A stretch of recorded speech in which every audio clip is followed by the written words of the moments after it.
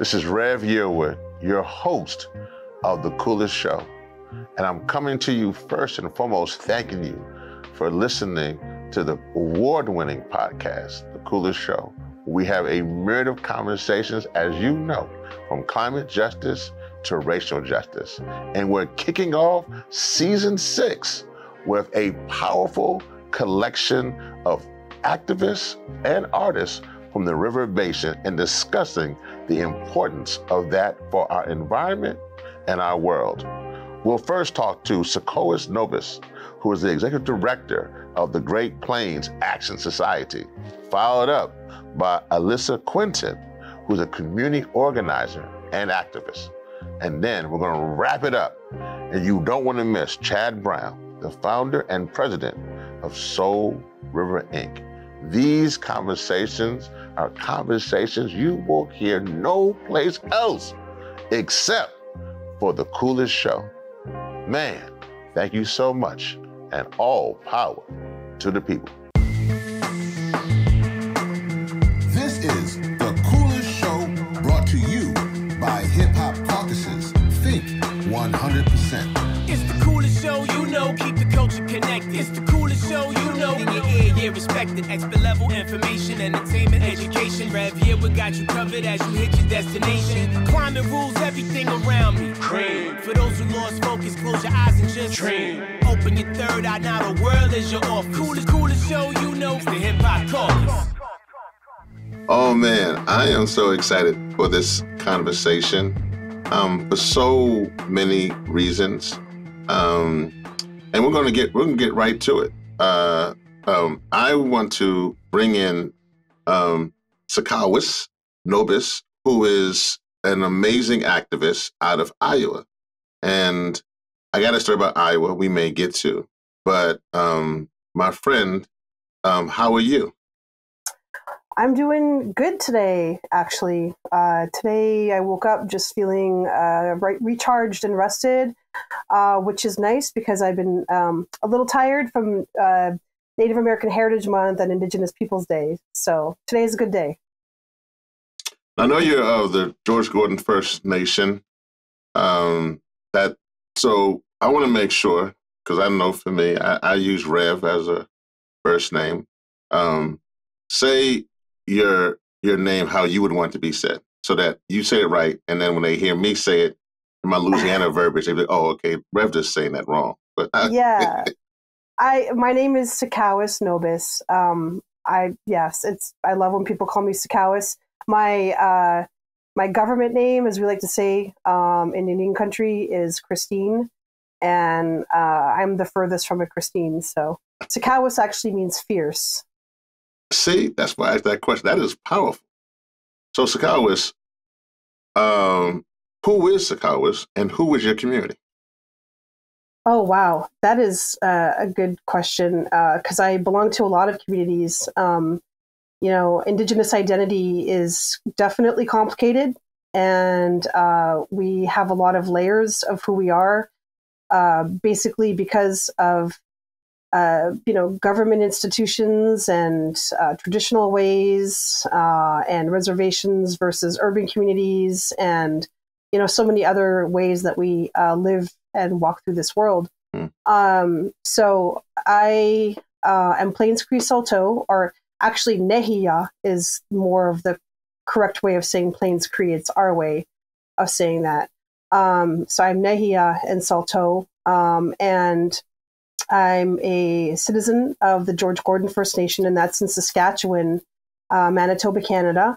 And I grew up in Winnipeg, Manitoba, which is not too far from there. So I grew up in an urban setting, but, went back and forth to visit my reservation as a child. And, have grandparents that were both forced into residential schools.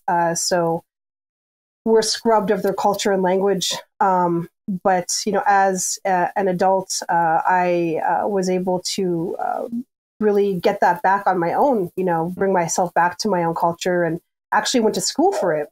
So I have a master's, I have an undergraduate degree in religious studies and a master's degree from the University of Iowa on a focus on Native American religions and culture. And that's actually how I ended up in Iowa. So I came here to get my degree in that and a minor in Native American studies.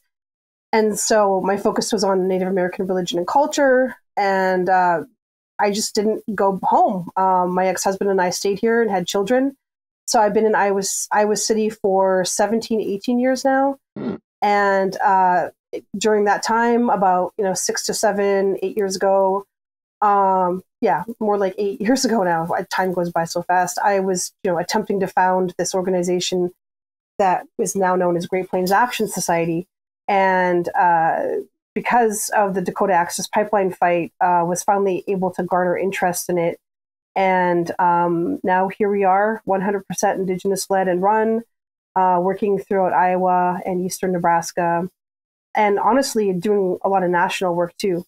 And I'm the executive director. So that's, I guess, and I'm a mom. I'm a mom of 2 beautiful kids. And that's who I am. That's powerful. And, I was a part of the Dakota Access Pipeline fight, and as well as was the Hip Hop Caucus. And, we've been in a part of many pipeline fights over the now going on 20 years of existence. And so it's always good to talk with others who are a part of these fights. I don't know if you've seen the movie documentary that came out, Lakota versus U.S.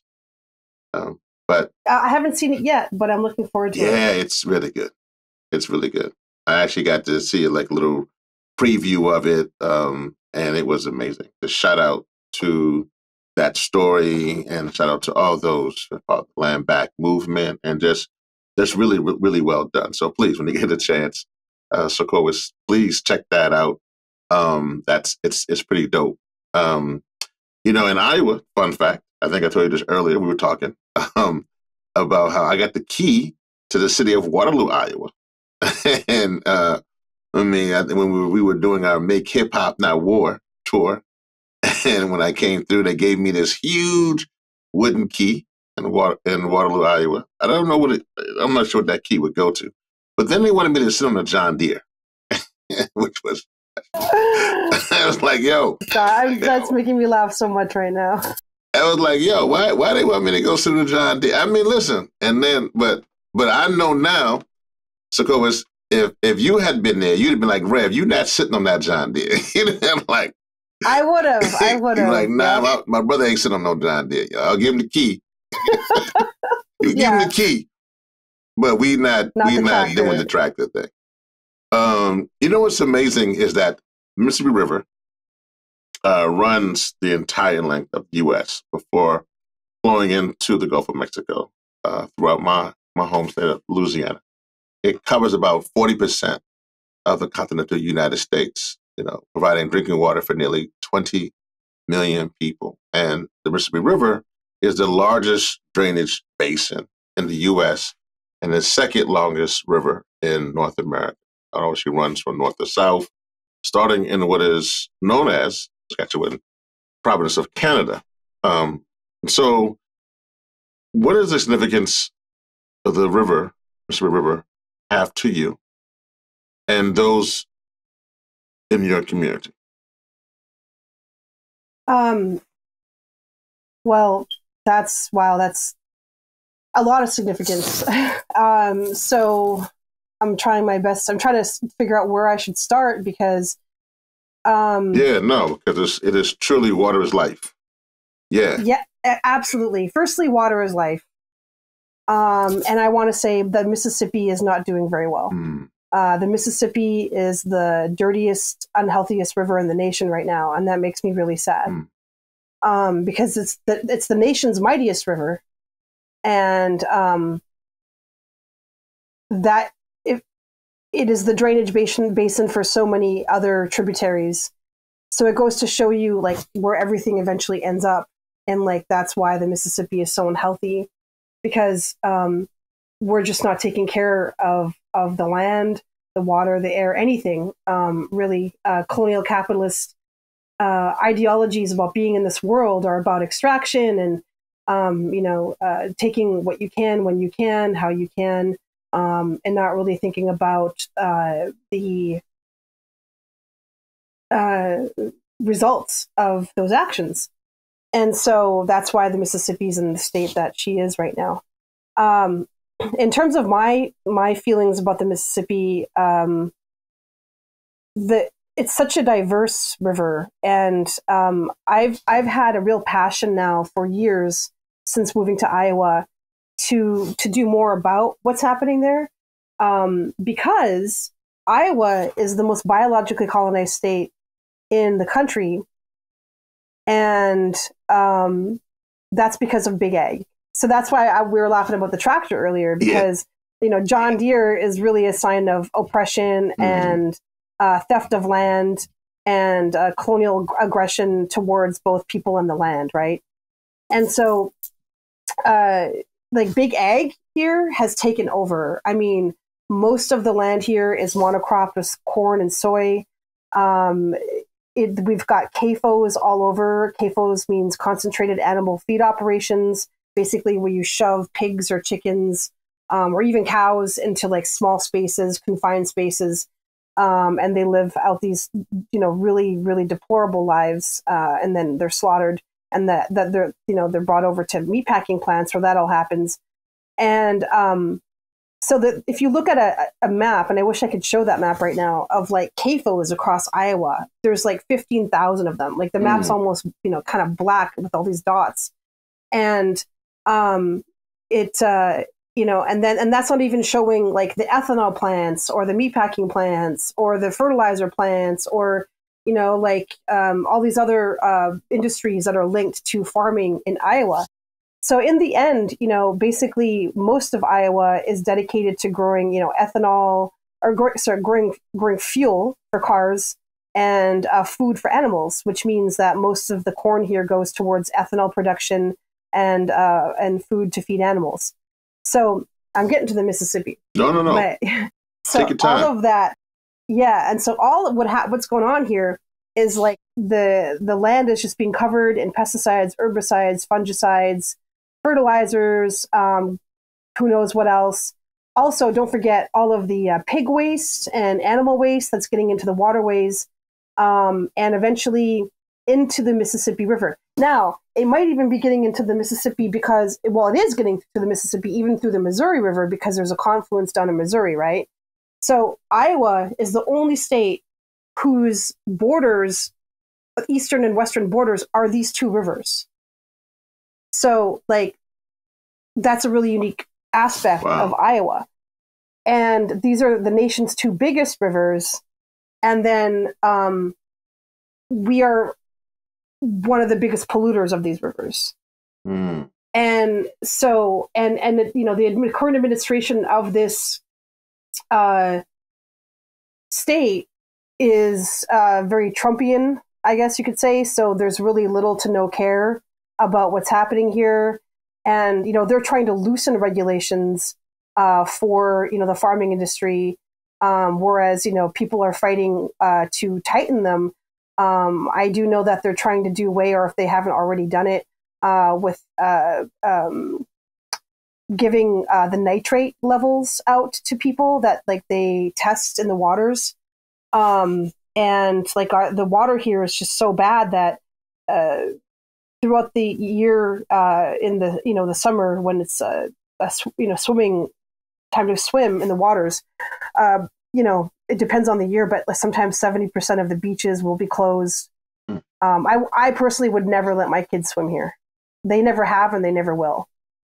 And so eventually what happens is all of this ends up in the Mississippi River, because even if it gets into the Missouri on the western side, it meets the Mississippi, and then it all goes downstream. And then where does it end up? And then it ends up in the Gulf of Mexico. Yeah, no. It ends up in my community. Yeah.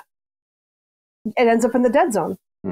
And so we are one of probably the number one contributor to that, I would think.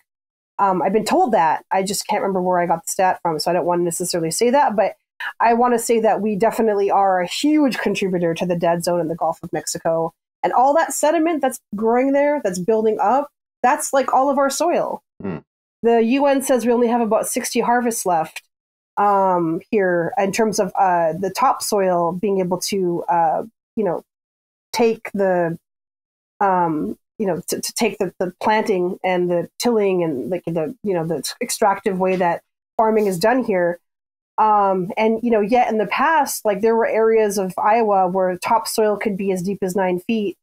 Now we're down to inches. And that's because between 1830 and 1860, settler invaders came through here and genocided the area. Well, it was a during and before kind of situation. And then, they're able to kind of completely colonize the state in just 30 years. And what that means is covering the state with themselves, right? And their way of living, and then tilling and killing all the beautiful tall grass prairie and cutting down all the, the oak and the oak savannas, just basically changing the state from like being as biologically diverse as a rainforest to now being as biologically diverse as a desert. And so that's what I think about the Mississippi River. I love her very much, and I'm really sad about what's going on. As you were talking, one of the things that was running through my mind was also the history of the Tiki-Huron Turtle Island, the American history of the Mississippi River. We made the comment earlier, water's life, many were showing the importance of this river and how it has sustained the land for thousands of years. For me, what's interesting is that the river also was a pathway to freedom for enslaved people. And, when the song will go out down by the riverside, that wasn't a gospel. I mean, it was a gospel, but it wasn't a gospel. It wasn't referenced just to singing to the Lord or whatever. It was really about, you get on down here to the riverside. We better get up out of here. and that was really what that was about. And the context of the river was a pathway to freedom. It's ironic that it's now a pathway to destruction. So from your standpoint, how has the Mississippi River shaped American history from colonization and forming borders to enslavement and manifest destiny? How has the Mississippi River shaped? Sorry, can you ask that question again? Yeah, no. How has the Mississippi River shaped, in your opinion, American history from colonization and the forming of borders to enslavement and manifest destiny? Okay.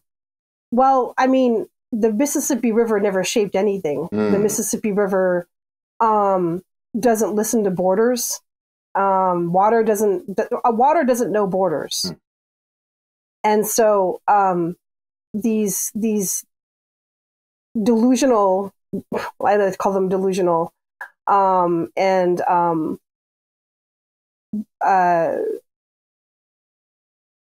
I would say that they are an illusion. This illusion of borders here in the U.S. is something that was stamped upon, people and a way of living, and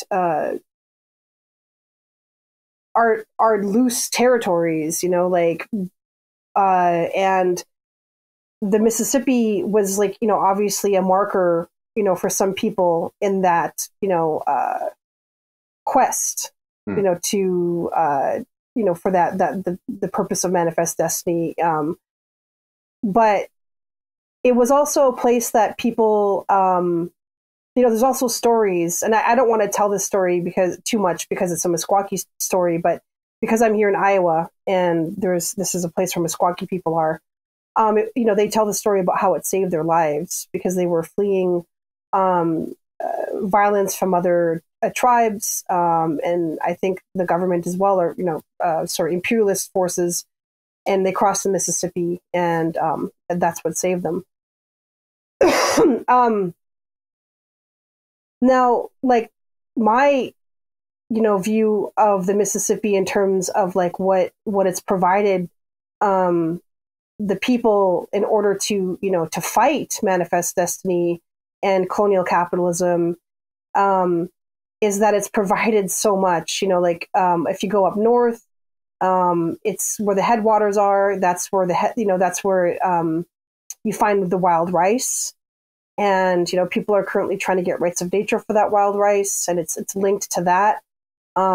It's linked to like a lot of ceremony for indigenous peoples up and down the river.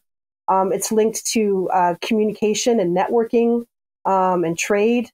And again, like you said, like it's also linked to freeing people from enslavement, and it's basically been not just a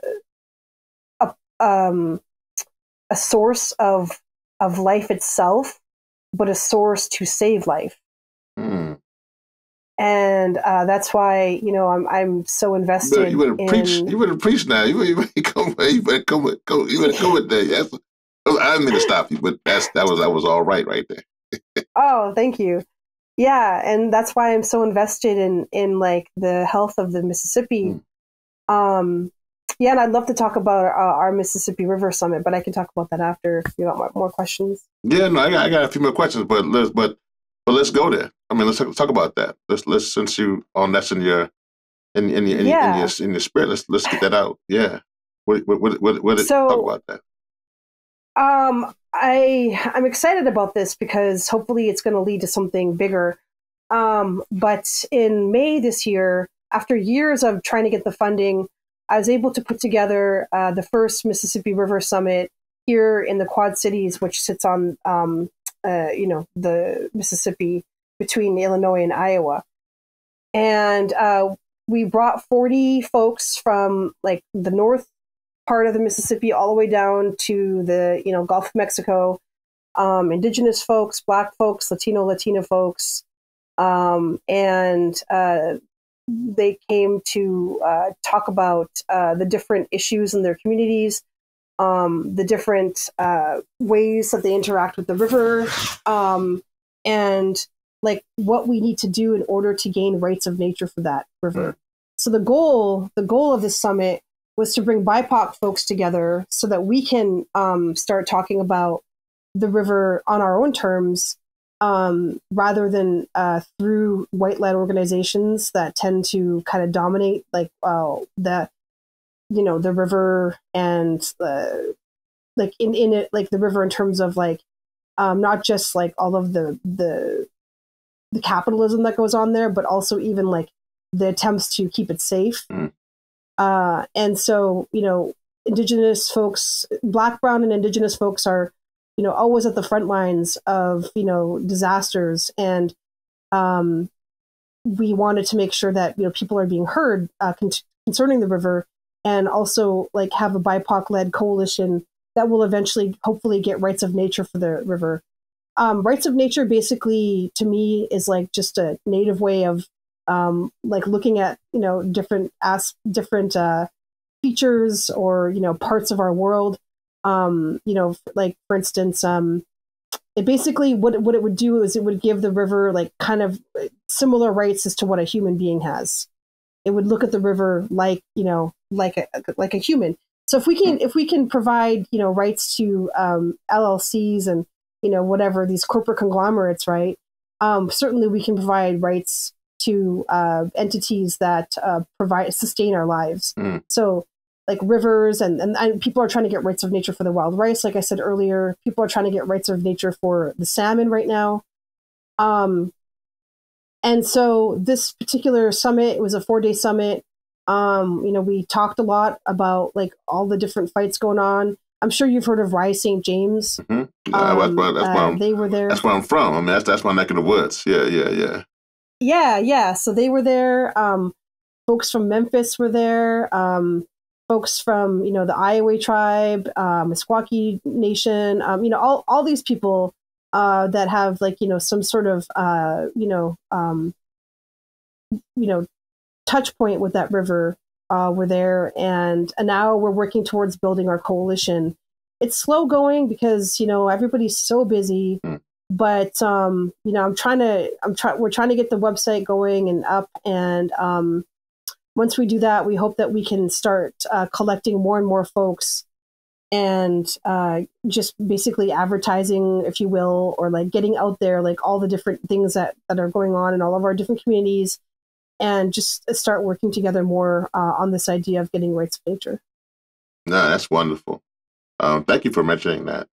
And I guess I want to kind of go back to what you were saying right before that regarding how the pollution flowing down literally down into the bottom part of the Mississippi, down into the Gulf, and about how the farmland connected to the Mississippi River Basin, particularly big ag and pesticides.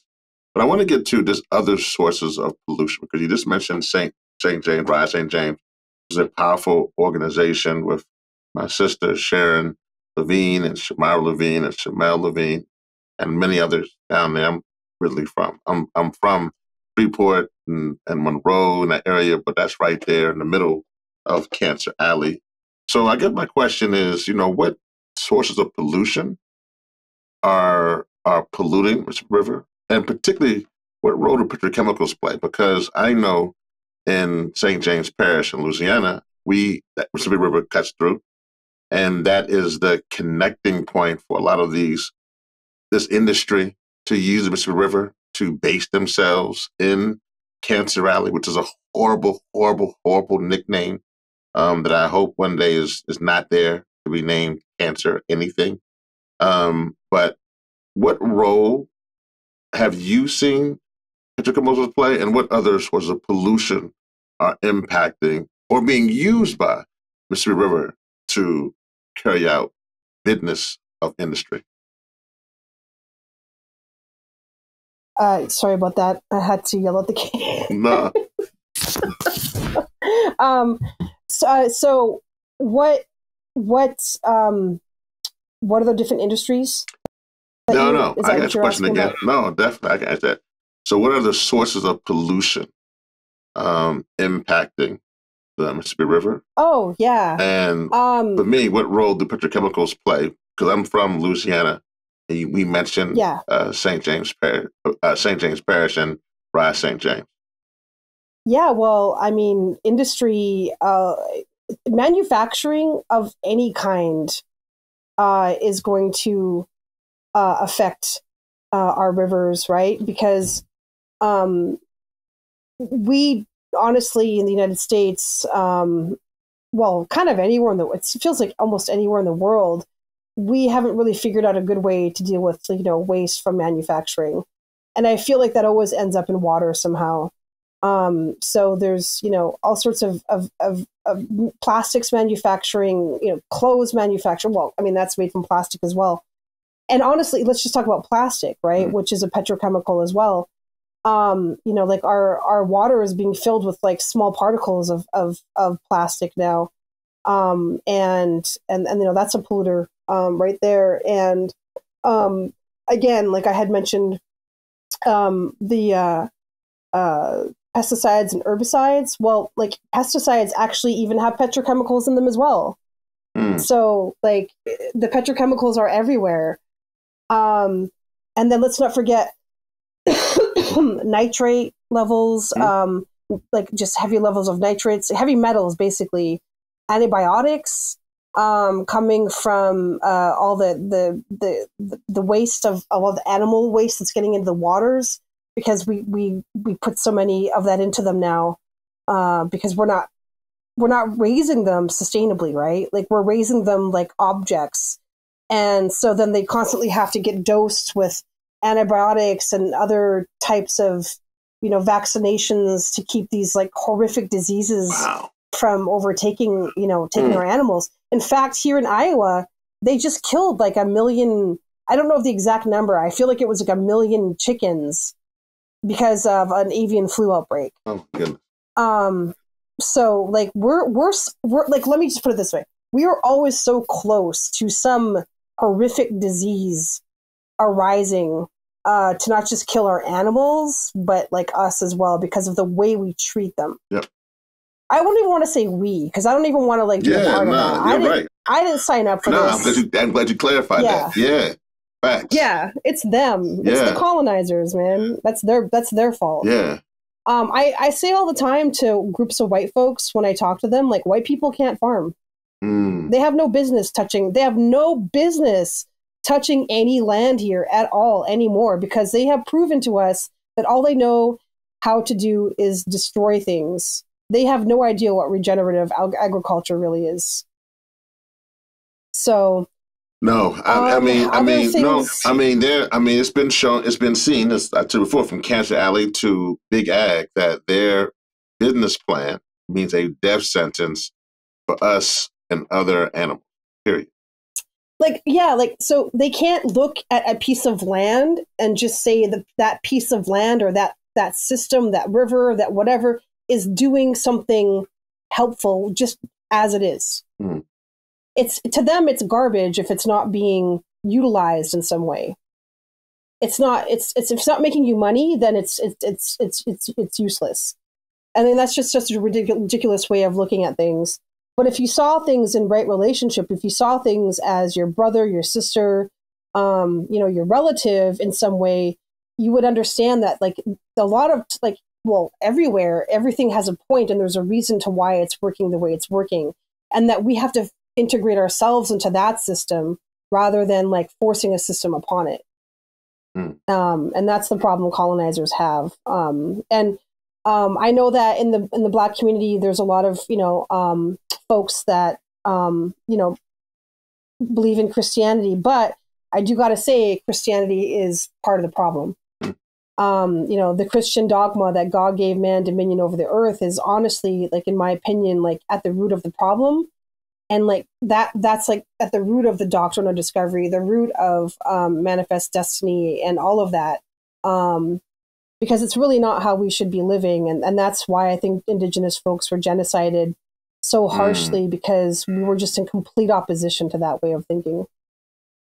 And does that continue, do you think? I mean, I think that one of the things there, obviously, they continue to not respect the land and not see it as a relative and not see the water as something that's, and the other species and other animals as something that they should care for and know that that everything is in community. And that dominion, speaking of, that also goes into obviously white suppression and many other things.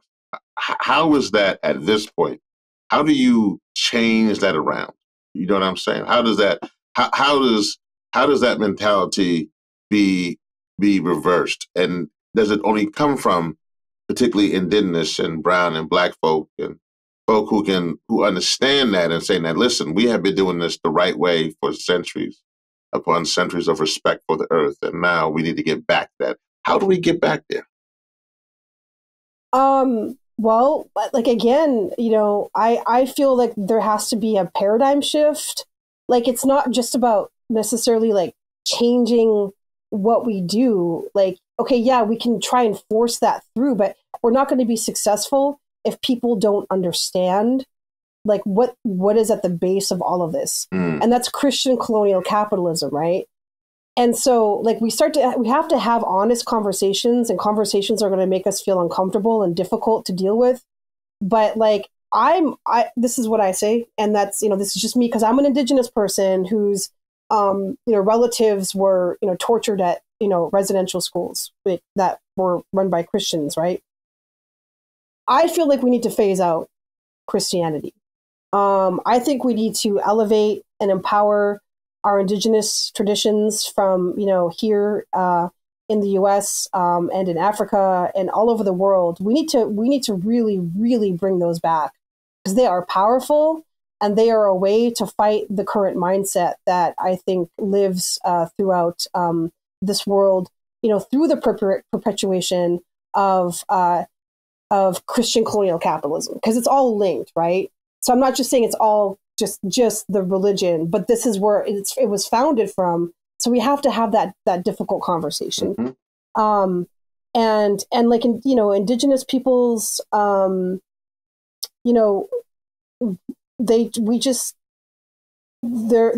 make up like 5% of the world right now.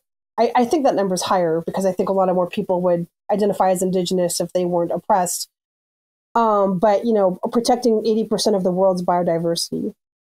I also think that like we need to get out of our trenches. We need to overcome the imperialist agenda to divide and conquer, and work together more as oppressed peoples. Black and indigenous folks and Latino folks and everybody. We need to definitely like understand that like we have a common oppressor, and that's not each other, and that's this like it's more than just the government now. It's like the entity is of itself. It's like almost like the economy, like the economy is king, right? We might have like a president, but the economy is really king. And that's what needs to be changed. Like that's what we need to be working on, chipping away at changing the economy, because we need an economy based on compassion, and one where like regenerative practices come first. And so that's what I want to see happen. And like back to when you were asking about the list of things or the things in the water, I didn't even talk about the pipelines. Yeah. But yeah, I know like where you're from, that's like pipeline center there, right? Yeah. Like there's all sorts of pipelines like that are, crossing these beautiful marshes as well, these bayous, right? Like they shouldn't be in there. Like, we shouldn't be building on that, and even construction, that's a huge issue. Here in Iowa, there was a huge push at one point, and I wasn't sure if it was the Mississippi itself or one of its tributaries, where folks were trying to get all this concrete out of the water that had been dumped there for years by construction companies. And so like, again, but back to these pipelines, we have to get off of our dependence of oil. Yep. And, I'd love to say like, it would be great to see like a push by the people to make that happen. But honestly, there has been a push by the people. In the end, the 1% is running the world. And it's about,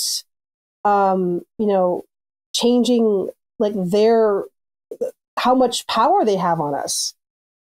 And that's a long process, the long haul. But it's a long haul, but organized people can beat organized money if people organize. So it's a long haul though. I mean, we not stop you in the long haul part. It's definitely a long haul. It's been like what, 500 years since 530, I guess, since they first came here. So yeah, it's, I doubt it's going to, change overnight, but, I just think about what happened in 2020 with like the BLM uprising, and that was very inspirational.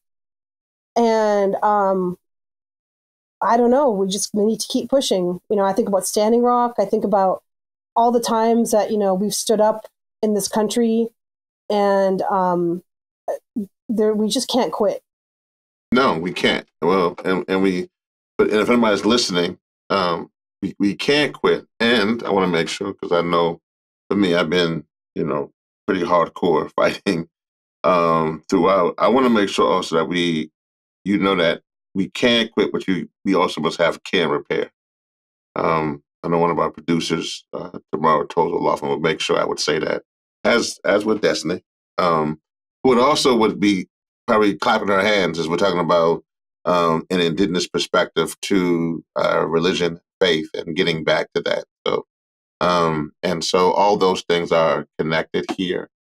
What I want to go into, because we have a little bit of a good sized audience, and I want to, since we're having this conversation, I want to dig into a little bit of political education. Just kind of ask you some questions that folks may not know, but maybe you can just kind of do rapid fire, just kind of do it. So I want to you're down with that, Sikowis, I want to make sure we can do that. I hope I can answer. Well, no, if you can, yeah. Listen, we just like we'll figure out, put it in the chat, something like that. We'll figure it out. But okay. So let's start. So first, I want to say this about what you were saying about water. What's interesting, even from a polling perspective, if you're into politics like that, Democrats and Republicans and independents, having clean water for them actually polls high. And that's important, particularly for things that we work for at Hip Hop Caucus, from people from Flint, Jackson, Mississippi, to Baltimore, to Atlanta, Georgia. It's very important for us. What's interesting is that clean air doesn't. So it also shows how the other side uses communications, messaging. So sometimes we have to do better about what it means to have clean air, clean water, to do better at what it means to, when we say that, climate justice and how it's linked to racial justice. I think we need to just make sure that because they'll just say climate hoax or whatever, but we have to make sure that we have to do this political education, hence why we're going to do it right now, right? It's important for people just to hear us discuss these things. So with that, for folks who don't know, then what are the connections between river basins, watersheds, and our local city or town water supplies? Oh man, just the other day I said the health of the water determines the health of the community. I mean, I can't be more adamant about that. I mean, like, again, I don't even want to use the term Cancer Alley because of what you just said, but that's an example right there, right? It's a sad example. It makes me want to cry, actually. And then I'm actually getting really emotional because I'm thinking about my friend Kellen, who works for I think it used to be called the Gulf Coast Center for Law and Policy, but now Taproot. Kellen Lacon. I can't remember her last name all of a sudden. But she was talking about the dead zone when she came to our Mississippi River Summit, and just the emotions to hear, about the things that are changing and everything that's dying and going away, and to hear about all these Asian American fisher people that have been in that area now for generations, right? That have created a thriving life out there, who can no longer fish because the seawaters are rising, land is sinking because the reservoirs are depleting, and then also, let's not forget, again, all the chemicals that are creating havoc on the ecosystems. These communities are no longer thriving. Right now they're struggling. Not only are they struggling with health issues, but they're struggling financially and emotionally because their ways of life are going away. Even our traditions and our cultures are struggling. The result of the Mississippi River was 500 and something years in the making. So what that means is that indigenous peoples went through an apocalypse, essentially, and were violently taken away from that river and our relationship to that river and our stewardship of that river, and then in place was put in this system of violence. I do call it a system of violence because the way colonial capitalism interacts with the world is always in a violent way. And then because of that, now we have this river that is the most polluted river in the country. And look at the indigenous people, look at what we're dealing with now. We're dealing with higher rates of, substance abuse, high rates of domestic violence, high rates of suicide, high rates of, so it shows you right there as an example, when you take people from the land, when you take them away from like, you know, their space and their connection to sacred spaces, you take away their emotional well-being, and you basically, when you genocide the people, you're genociding the land. And then, you know, you bring enslaved folks into this conversation, and immigrants who are actually have traditional migration routes into these lands, right, from South America and Central America, and you're creating even more, in my opinion, like just more violence. You're bringing, you know, you're being violent, and that's why, like, again, I said, like, we all have to work together because we're all facing down the same monster. Well, let me say, I've got a couple more questions. Let me say this: we are very connected.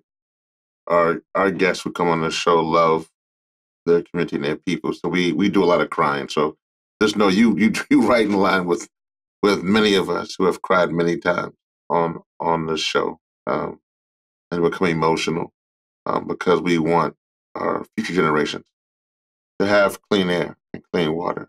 So this is my I have just two more questions. One question really is about what you were talking about. Just really, how is the climate crisis impacting the Mississippi River from your standpoint? It's been in drought now for, is this the second year down south? Iowa's in drought now. This is the fourth year. So obviously we're not, you know, producing the water that the Mississippi needs as well. Like, just one example of one state.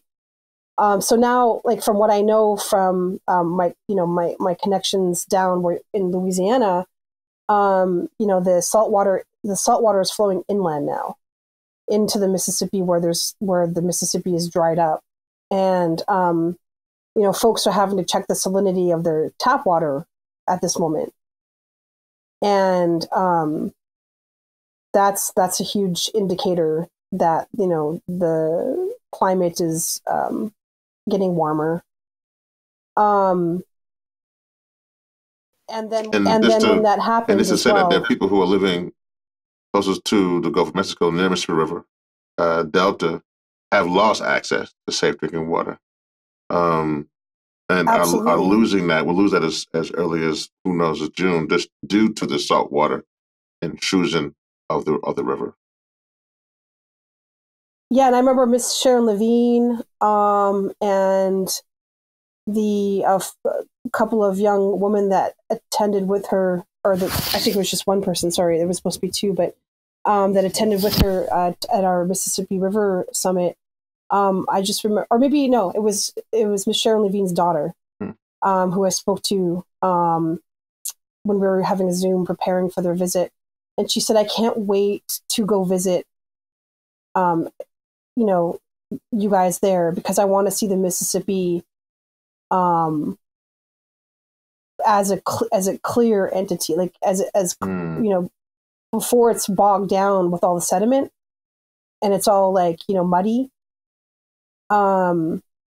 because of, you know, what's going on." And so that was really emotional for me to hear that, because, like, here in the Quad Cities, or here along the Iowa, the border of Iowa, like, when you go to the Mississippi, you know, it still looks like you can still see into it, right?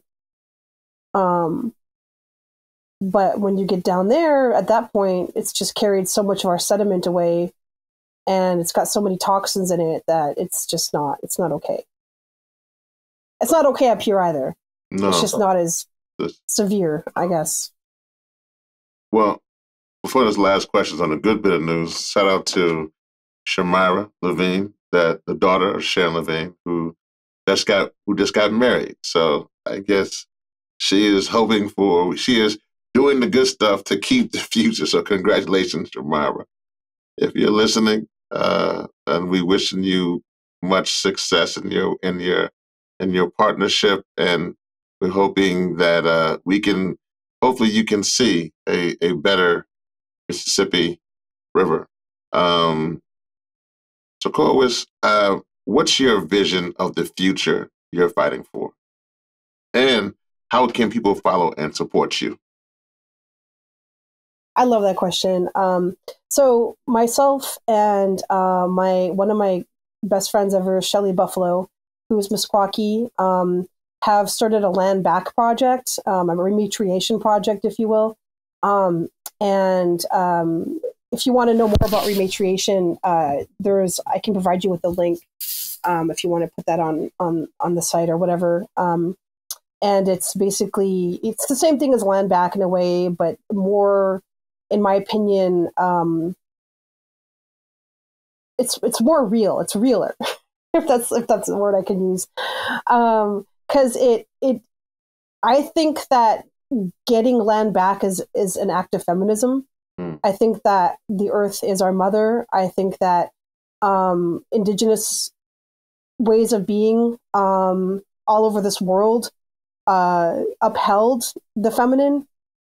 Nobody was perfect, so I'm not saying that all of our indigenous cultures were, completely egalitarian with women and men. I'm just saying that we definitely had matriarchs, and that was lost when colonization happened. And so I think getting land back is about bringing back the matriarchy. And so that's why I believe that we should use the word rematriate. And then it's not just about giving land back to indigenous peoples, like stolen land. It's about getting land to other, BIPOC folks who have a right to that land. Folks that come from enslaved peoples, because they were promised land, right? But what 40 happened, acres. I know the story. And 1 mule. 40 acres. and exactly. And what happened with that? Like, some people got it, but then the people that got it were terrorized out of it as taken well. away. Yeah, Yeah, and I like to say terrorized, because they really were. Mm-hmm. And so, like, I feel like, this country, when I give land acknowledgements, I also like to give labor acknowledgements. Like, this country was built on stolen land with stolen labor. And so that's why I like to use the word rematriate too, because land back is kind of not inclusive of our Black brothers and sisters, you know what I mean, who I think are owed land here. Because, that's a complicated thing. You can't, you can't necessarily go back, to where your ancestors are from, but you definitely are owed here. And so rematriate's more inclusive that way. And then also rematriate is a nice word because it includes like the notion of like just putting the land back to how it should be. So rematriating the tall grass prairie, rematriating the forest, right? Like rematriating our environments, just so they can just be healthy again.